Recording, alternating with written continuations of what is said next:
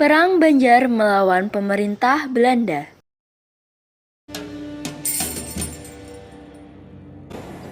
Haram menyerah, wajah sampai ke putih. Haram menyerah, wajah sampai ke putih. Bismillah.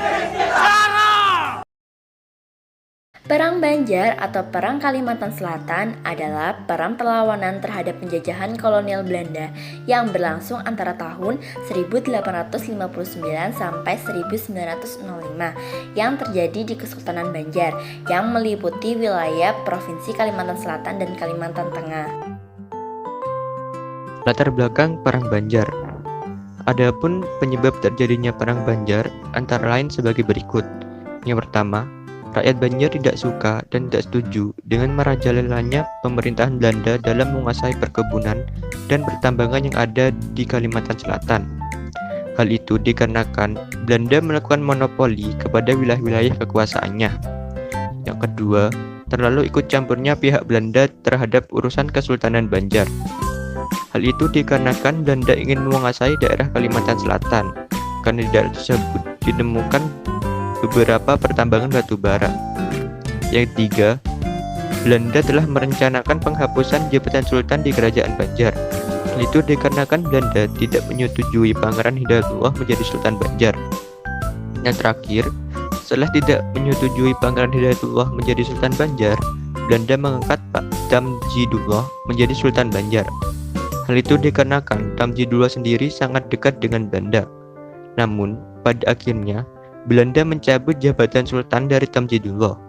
Lalu, Belanda kemudian membubarkan Kerajaan Banjar. Keputusan Belanda yang semena-mena itulah yang akhirnya menyebabkan munculnya perlawanan-perlawanan dari rakyat Banjar. Strategi peperangan.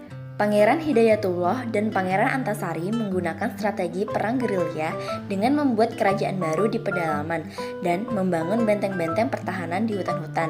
Semangat perlawanan dari persatuan rakyat Banjar dan Dayak diikat dengan relasi kekeluargaan dan kekerabatan melalui ikatan perkawinan. Perang Banjar dipimpin oleh Pangeran Antasari dan dibantu oleh Pangeran Hidayatullah II sebagai Mangkubumi. Penyerangan diawali ketika Pangeran Antasari memasuki benteng Belanda dan tambang batubara di wilayah Pengaron. Dalam serangan tersebut, tentara Belanda dapat dilumpuhkan dan pasukan Pangeran Antasari dapat menguasai tambang batubara di Pengaron. Pada tanggal 28 April 1859, pecahlah Perang Banjar. Kesultanan Banjar dipimpin oleh Pangeran Antasari, serangan mengarah ke tambang Nassau Orange milik Belanda dan benteng Pengaron. Pemerintah Hindia Belanda lalu melakukan intervensi dan mengutus Kolonel Augustus Johannes Anderson untuk mengambil alih komando militer. Pangeran Antasari juga dibantu oleh dua putranya, Gusti Muhammad Said dan Gusti Muhammad Seman. Selain itu, ia juga dibantu oleh keluarga kerajaan, yaitu Kiai Demang Lehman dan Tumenggung Surapati.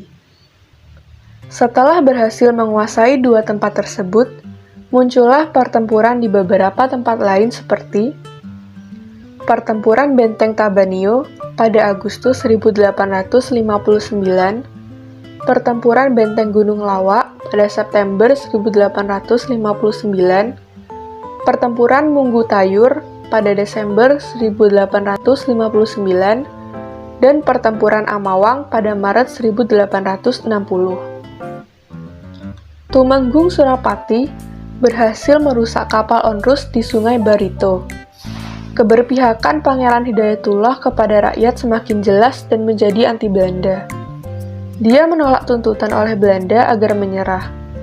Pada akhirnya, Belanda menghapus Kesultanan Banjar pada Juni 1860 dan memerintahkan seorang petinggi untuk memerintahkan Kesultanan Banjar. Perang semakin meluas setelah para kepala daerah dan para ulama bergabung dengan pemberontak dan memperkuat tentara Pangeran Antasari dan Pangeran Hidayatullah melawan penjajah. Sayangnya, pasukan pemberontak kalah oleh persenjataan Belanda yang canggih dan modern. Setelah perang selama 3 tahun, Pangeran Hidayatullah menyerah ke Belanda pada tahun 1861 dan dibuang ke daerah Cianjur.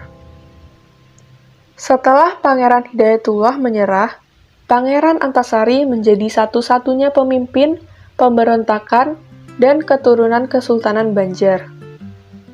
Untuk memperkuat kedudukan sebagai pemimpin tertinggi, Pangeran Antasari meneriakkan slogan "Hidup untuk Allah dan mati untuk Allah". Sehingga rakyat, alim ulama, dan pejuang mengakuinya sebagai panembahan Amiruddin Khalifatul Mukminin. Pangeran Antasari bertugas sebagai kepala pemerintahan, komando tertinggi perang, dan pemimpin Islam tertinggi. Sedikit demi sedikit perang Banjar semakin mendekati kekalahan.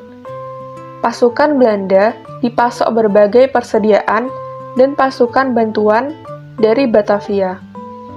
Karena terus terdesak, Pangeran Antasari memindahkan markas komando ke Sungai Teweh.